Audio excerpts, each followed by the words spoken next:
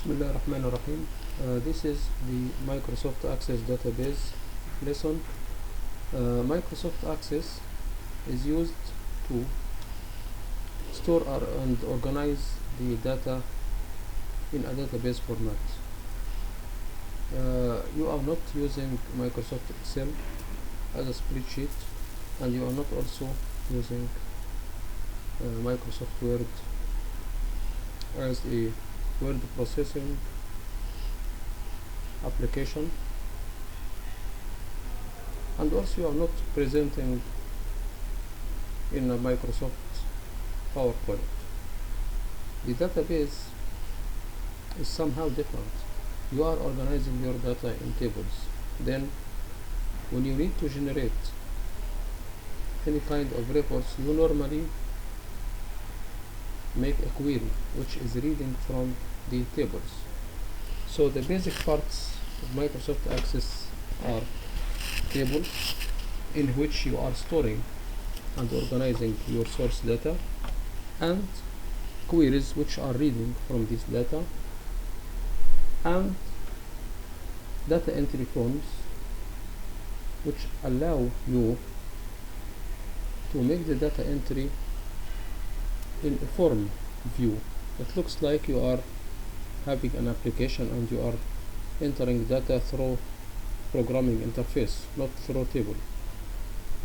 And reports which allow you to design and generate specific data through the reports.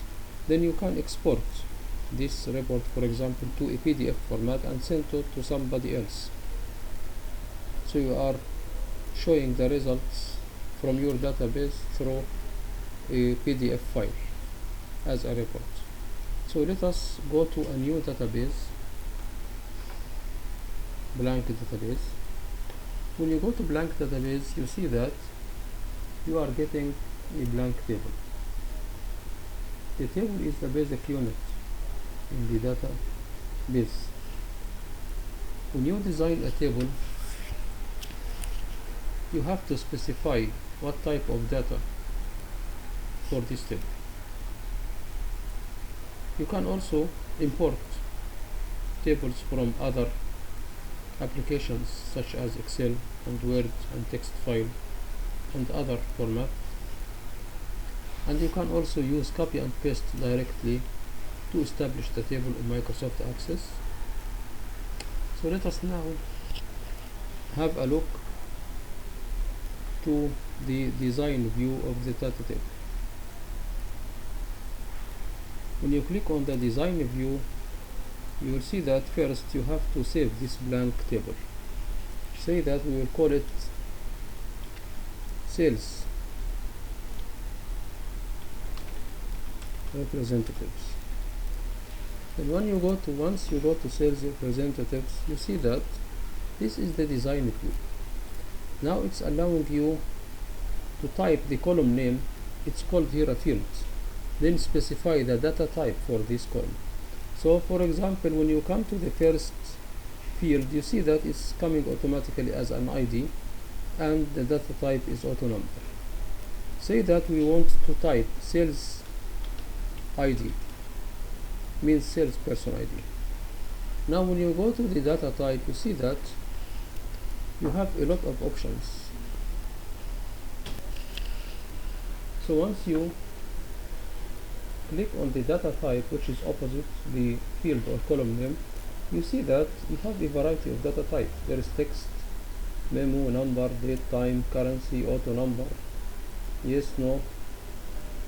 Well, in brief, when you come to the text, you can here type any kind of text, but you are limited to 255 characters, including spaces.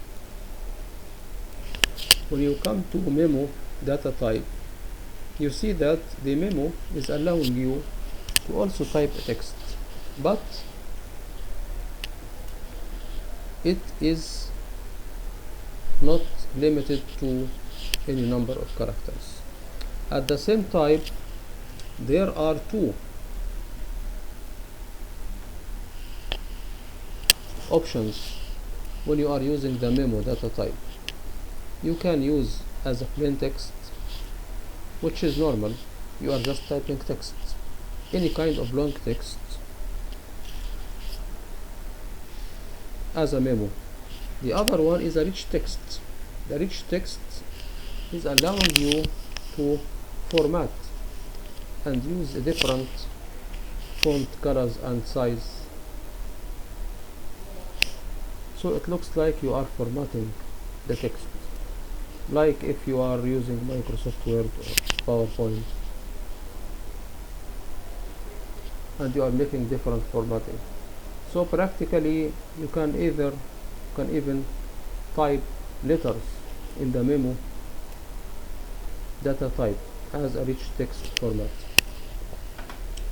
And you have also the number. Well, the number is allowing you to use numbers, but you have to note that the field size for the number is not the same.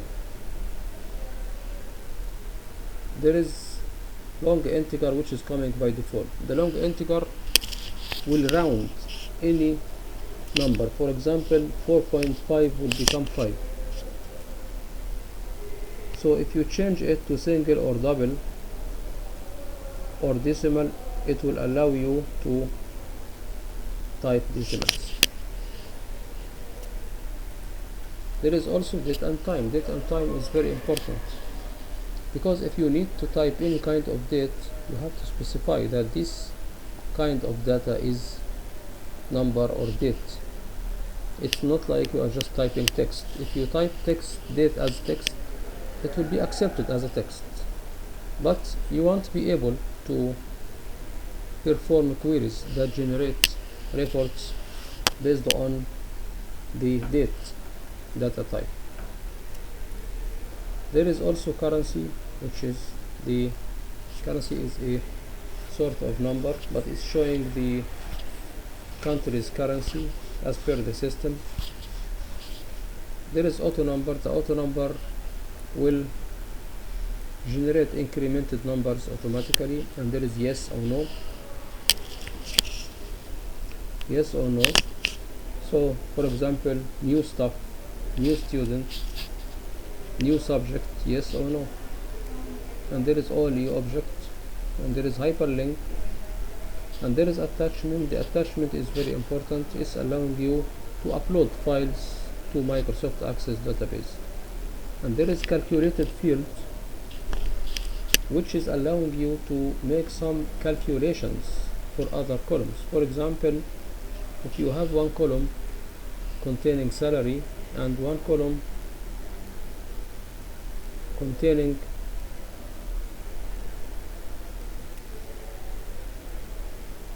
deduction from this salary. So if you need to know the deduction amount in other column, this other column simply can be calculated field. So this calculated field will be the result of multiplying the salary by the deduction percentage. And we have lookup wizard, which is allowing you to get a data from other table, or in other words, to read from other table. For example, if you are typing some information for some stuff in your organization and you have 25 departments, so instead of typing the department name each time, you can put all departments as one table, then use lookup wizard to select from that table.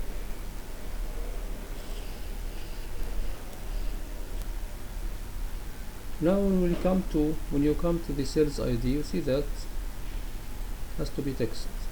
Then you come to sales name, it's also text, so you can leave it as it is. Then you come to date of birth, it should be date and time. Then When you come to the volume of cells, should be number,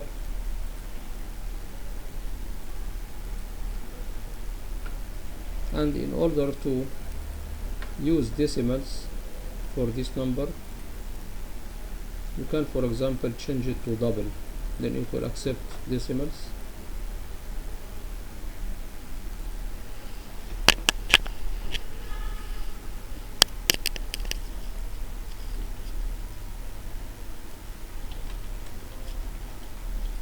Then if you want, for example, to specify if this salesperson is above target or not, say that it will become yes or no. Then if you need to apply supporting documents, upload these documents to the salesperson or sales representatives record, then you can simply make it like attachment. Now if you click on the view, you will see that you have to save it first. So once you save, you will get this, for example, 501 sales ID, sales 1, date of birth. For the date and time, you may, as you see now, use the calendar or even type, say that 5th May 2005. The volume of sales is 150,000.5, above target, yes. When you come to upload, you simply can add files as you see now. Say that I am going to add this document. So as you see now yourself, there is in the attachment field there is one file, and when you double click, you see that you can go to open or save as this file. So this is how to make one table using the design view. Okay, so let us now have a look on this Excel.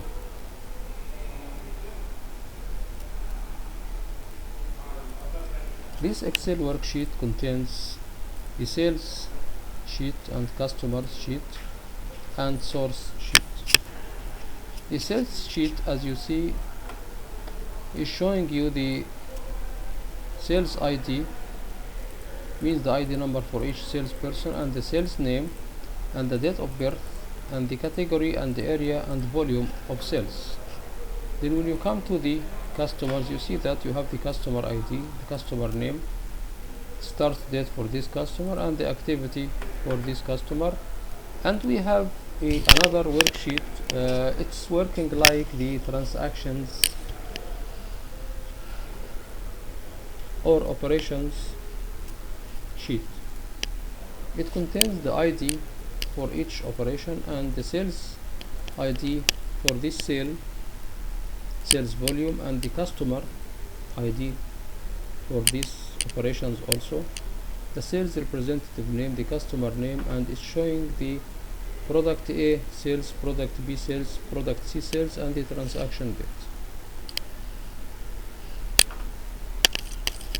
Say that we need to import these tables.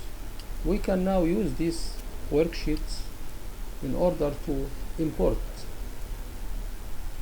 them from Excel to Microsoft Access. Then they will become immediately tables in Microsoft Access. So let us see how. When you go to Microsoft Access, first you have to see that where is the Excel. In fact, this file of this Microsoft Excel workbook must be saved first. It shouldn't be just a file you open it from the internet or from the email, then you import it. You cannot do this normally because you have to select the file, and in order to select the file you have to find it. So once you open the file from any source like the internet or email, you can click on F12. Then, for example, I am going to save it on D, and on D I will make a new folder called practice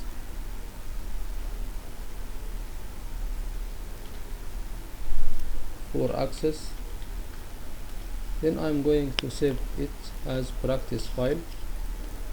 So now I know the location of this workbook.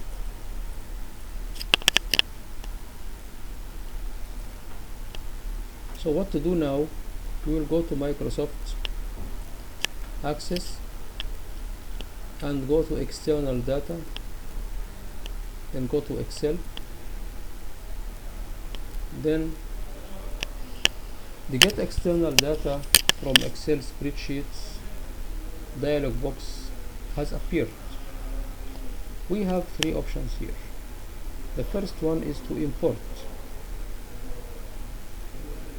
the source data, and so in this first option you simply will import the worksheet as it is and nothing else, so you can work on it on Microsoft Access database.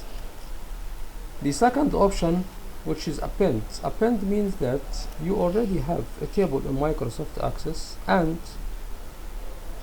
you need to update this table or to add some data from Excel. So that time you have to specify where is the table here from in Microsoft Access. Then this data will be appended or added to this table. But important note that you cannot do this unless the two tables are similar in all fields. Means that the construction of the table must be the same. You cannot go to some table in Access. For example, this table contains some 12 or 13 or 14 fields or columns. Then you come to update or to import or to append from Microsoft Excel another table which contains some columns, like for example 6 or 7 only. It will not work by this way. The two tables must be similar. Then the third option is link.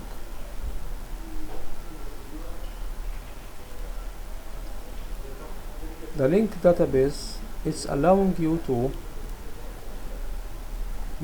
link table. The third option for the link is allowing you to get the data from Microsoft Excel as a linked table. It means that you can still work on Microsoft Excel and update your work. Then whatever updated after the link will be updated automatically to Microsoft Access. So imagine that you have some work on Microsoft Excel, then you decided to have a database based on this work. This is a good option for sure, because you are organizing and keeping your data as a database format. But at the same time, this worksheet, maybe some other people are also updating or working on this worksheet. So it's not that easy for you to ask them to stop working on Microsoft Excel and just go to Microsoft Access. Maybe some kind of charts and analysis is done also in the same workbook in Microsoft Excel, and you just need to get the data updated to Microsoft Access database. So in that scenario, you simply go to link the data source by creating a linked table. So after creating this linked table, any changes in Microsoft Excel will automatically be updated in Microsoft Access. For now we are going to use the first one as import. Now we will browse to find we'll go to like drive D, and in drive D there is a practice for access folder, and this is the file. So you double click or select or open, then you click OK. Now it's showing you that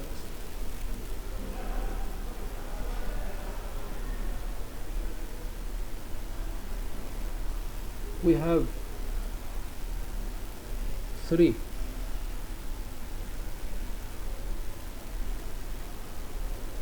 worksheets: source and sales and customers.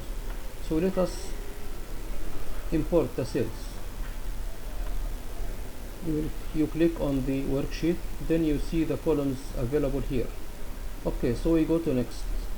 Here it's telling you that first row contains column headings. Yes, this is correct, because as you see yourself, it's already containing the correct column headings. And if you deselect this checkbox, you see that it will not be imported correctly. For example, this column will be imported without headings. Even the first cell will be sales ID. So we will leave it as it is. It's correct. Then you go to next. Here you can check the field name and the available data type based on what Access is importing from Excel. The sales ID is coming like double, means number, is correct. The sales name is coming like text, this is correct. The date of birth is coming as date and time. If you are wondering what is the meaning of these numbers, you see that we have date and time for the date of birth, but at the same time, when you look at the first one, for example, you will find it giving you the number 27,852. So what does this mean? Well, for your information, Microsoft Excel is treating dates as numbers. This is starting from 1st January 1900.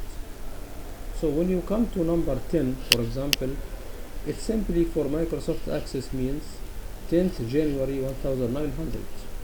So when you come to 27,852, it means simply what? That 27,852 days passed since 1st January 1900. So this is equivalent to some date. So if you come to today's date in 2017, maybe you will find it equivalent to 42,000 something. Means that this number of days has passed since 1st January 1900. Then you come to category, is coming like double or number, is correct. The area is text. Okay, that's correct. Then you go to next. Then here you come to the primary key section. You have 3 options. The first one, let Access add primary key. The meaning of the primary key is mainly that this field contains data cannot be duplicated. For example, when you come to some table, contains the employee ID. The employee ID or salesperson ID or student ID or car registration ID, they are all samples of unique values in the same organization. You cannot duplicate these values without the same organization.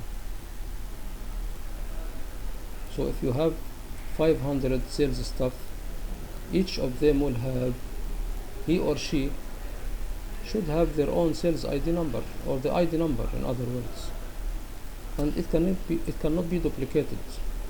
So if you specify that the sales ID is the primary key, means that even you by mistake duplicate this value, you will get error message and the program will not accept data entry. So when you come to let Access add primary key, it will automatically add another ID column in the beginning, as you see here. as long as you have a primary key. So the good option is to go to choose my own primary key. Then it will open a list of the available columns. Then you simply select what is the primary key. As you see now, we have to select the sales ID because it is not duplicated. You may find some similar names, but it's not possible to find two sales ID are the same. Or no primary key, if you decide that there is no primary key. So let us go for this option now and go to next. Now it will give you the table name as sales, correct, finish, close. So it is done. When you look out to the sales table, you see that we already imported all data, and if you want to check the data type, you can simply go to design view. It will show you that the sales ID is a number, and as you see here, this is the meaning of the primary key. This key symbol is showing you that the sales ID is the primary key. We have the sales name, date of birth, category, area, and volume as a number. Then you click here to see the data again as a data sheet. Okay, so it's done. Now let us import the other two tables. Go to external data again,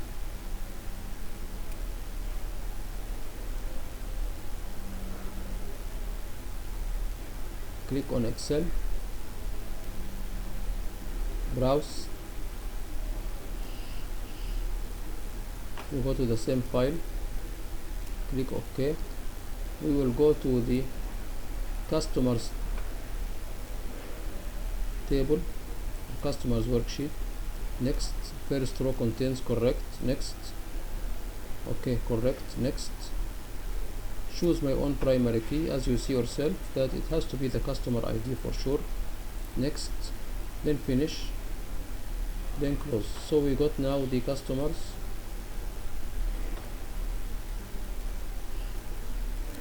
Then let us now import the third one for the source or the operations. Go to Excel again, external data Excel, then browse, select the same file, click OK, then next.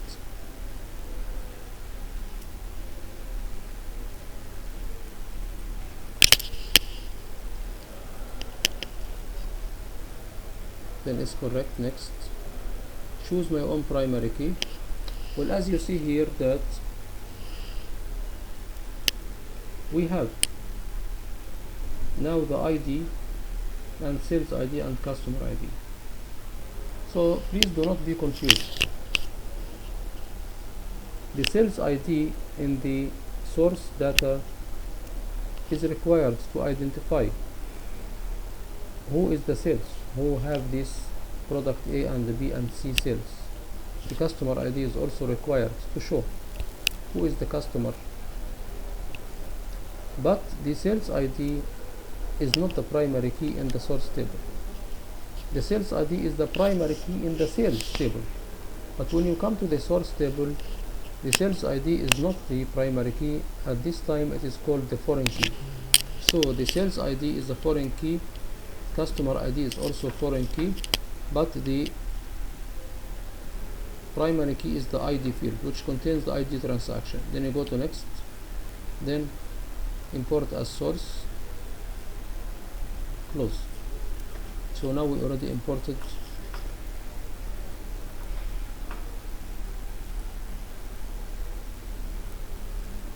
the worksheet as it is.